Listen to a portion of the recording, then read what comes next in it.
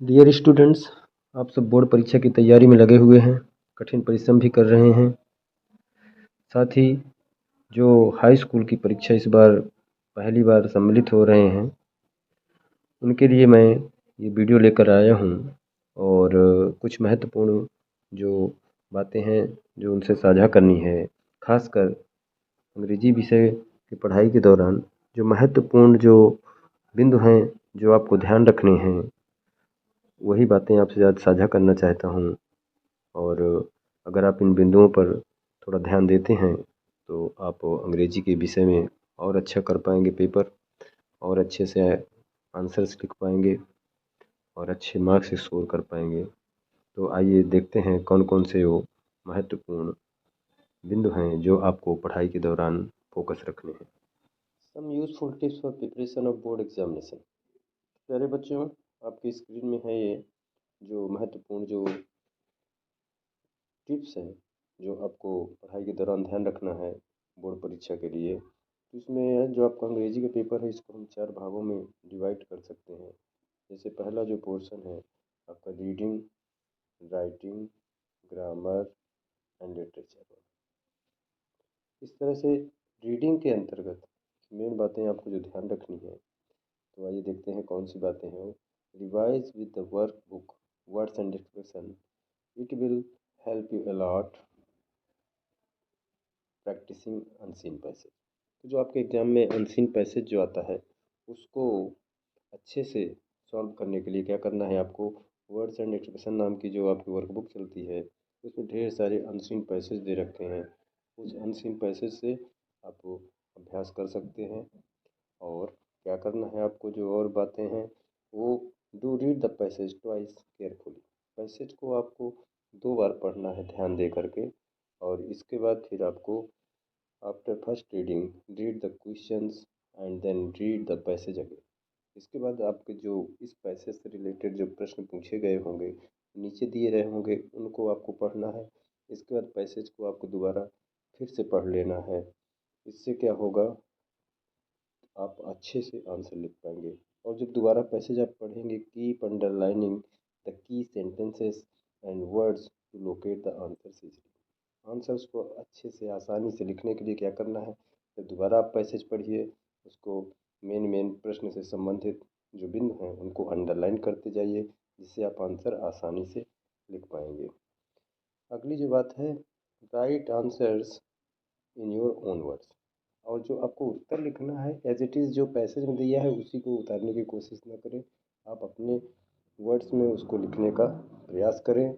और इस बात का ध्यान रखें कि नेवर राइट इरेलीवेंट स्टफ। जो संबंधित बातें नहीं हैं आपके प्रश्न से, वैसी चीज़ें कदापि न लिखें। अगला जो आपका पोर्शन है वो राइटिंग है। इसमें आपको कौन सी बातें ध्यान रखनी है, आइए देखते हैं। राइटिंग पोर्शन में क्या करना है आपको, देखिए, proper format of letters and application must be practised.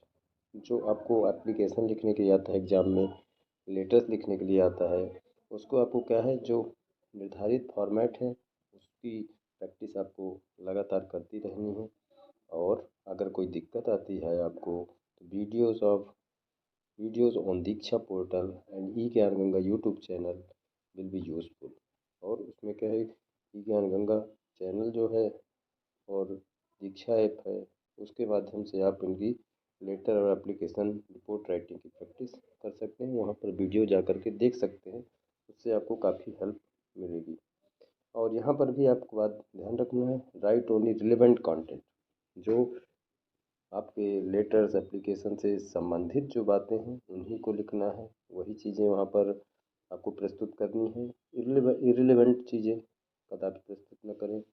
अगली जो बात है, आपका जो पोर्शन है ग्रामर पोर्शन है। ग्रामर पोर्शन में आपके कई सारे प्रश्न पूछे जाएंगे। उसके लिए आपको क्या करना है, revise rules of parts of speech, narration, voice etcetera through charts and tables.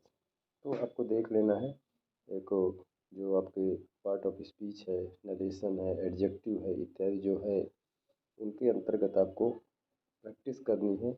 Tables की लगातार अगर आप प्रैक्टिस करेंगे तो आप इसमें अच्छा कर पाएंगे। Practice as many as as many examples as possible. और आपको जितने ज़्यादा एग्जाम्पल हो, जितनी ज़्यादा प्रैक्टिस करेंगे उतना अच्छा ग्रामर पोर्शन में कर पाएंगे, क्योंकि इसमें आपको रीऑर्डरिंग सेंटेंस भी आता है, और एक्टिव एक्टिव पैसिव वॉइस भी एक नंबर के लिए आता है, डायरेक्ट इनडायरेक्ट भी एक नंबर के लिए आता है। तो ये सब चीज़ें आप जितना ज़्यादा प्रैक्टिस करेंगे उतना आप अच्छा कर पाएंगे। Revise the exercises given in your text book and work book. Text book में भी बहुत सारे एक्सरसाइज पीछे दे रखे हैं और वर्क बुक में भी दे रखे हैं, उनको आप लगातार प्रैक्टिस करते रहें। जितना ज़्यादा आप प्रैक्टिस करेंगे उतना आप बेटर कर पाएंगे ग्रामर पोर्शन में। अगली जो बात है, लास्ट बात है जो लिटरेचर पोर्शन की। लिटरेचर पोर्शन में आपको क्या करना है, learn the name of lesson and writers carefully. आपको क्या करना है, एक कॉपी में नोट डाउन कर लेना है। एक साइड आपको लेसन्स के नाम लिख लेना है, उसके दूसरी तरफ राइटर्स के नाम लिख लेना है। इसी तरह पोएट्री में जो है पोएट के नाम लिख लेना है, पोएट्री के नाम लिख लेना है, और इनकी खासकर पर्टिकुलरली देयर स्पेलिंग्स, और ऐसे लिख के प्रैक्टिस करनी है, स्पेलिंग मिस्टेक नहीं करनी है जब आप इनके नाम लिखेंगे। और रिवाइज देम फ्रीक्वेंटली, इसको लगातार आप रिवाइज करते रहेंगे तो आपको याद हो जाएगा और स्पेलिंग मिस्टेक भी आपसे नहीं होगी। अगली जो बात है, लर्न आंसर्स विथ की पॉइंट्स।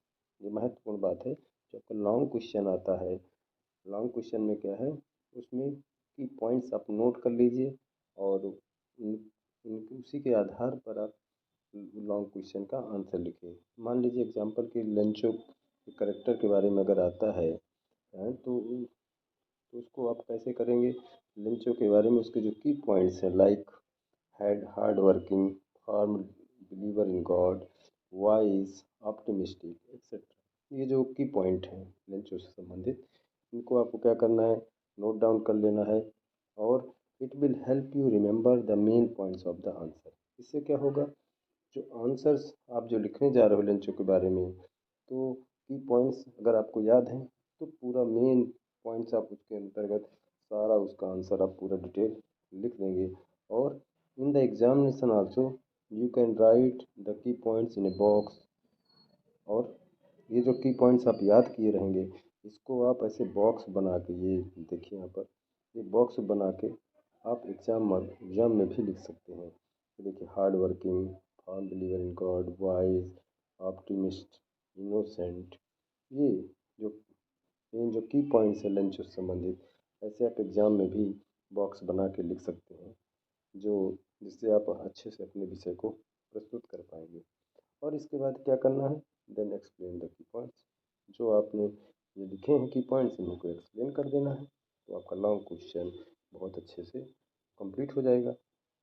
अगली जो बात है, और अगली बात है, think over questions like giving a different ending to a story. कई बार होता है आपके एग्जाम में एक स्टोरी पूछ लेगा, उसकी एंडिंग पूछ लेगा।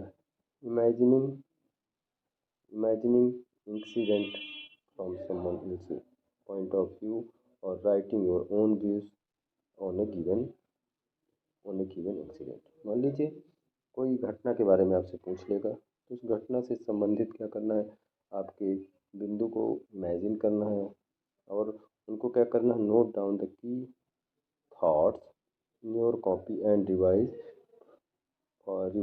Them for exam. इसको क्या करना है आपको, जो की पॉइंट्स आप सोचिए, उसको सोच करके कॉपी में लिखिए और एग्ज़ाम के लिए इसकी प्रैक्टिस करिए। It it will be easier to handle such questions in the examination. अगर आप ऐसा करते हैं, खुद एक बार इमेजिन करते हैं किसी घटना को लेके, की पॉइंट्स नोट करते हैं, इससे क्या होगा, एग्ज़ाम में आपको आसानी होगी, और आप इस तरह के जो प्रश्न आएंगे वो उनको आप बहुत अच्छे तरीके से लिख पाएंगे। Do follow and practice writing with in the prescribe word limit. और आपको डेली क्या करना है, प्रैक्टिस करना है। पिछले वर्षों के जो पेपर हैं ले लीजिए, और उसको नेट में ही बहुत सारे पड़े हैं पेपर पिछले वर्षों के, उससे आप निकाल लीजिए और उसी का लिखने की प्रैक्टिस करिए। अगर आप लिखने की प्रैक्टिस करेंगे तो उसमें आपको एक तो टाइम के अंदर आप पेपर कंप्लीट कर पाएंगे, और साथ ही साथ जो प्रिस्क्राइब जो वर्ड लिमिट है, निर्धारित जो शब्द सीमा है उत्तर देने की, उसको भी आप ध्यान रखेंगे और उसी के अनुसार आप प्रश्नों के उत्तर लिखेंगे जितनी समय सीमा निर्धारित की गई है। तो बच्चों, इस तरीके के ये सब चीज़ें अगर आप ध्यान रखते हैं तो आप अंग्रेजी के पेपर में बहुत अच्छा कर पाएंगे। तो ऑल द बेस्ट। आप अच्छे से मेहनत करिए और पढ़ते रहिए। पढ़ाई के दौरान ये जो इम्पोर्टेंट टिप्स हैं इनको ध्यान रखिए, एग्ज़ाम में भी ध्यान रखिए और निश्चित ही आपका पेपर बहुत अच्छा होगा। धन्यवाद।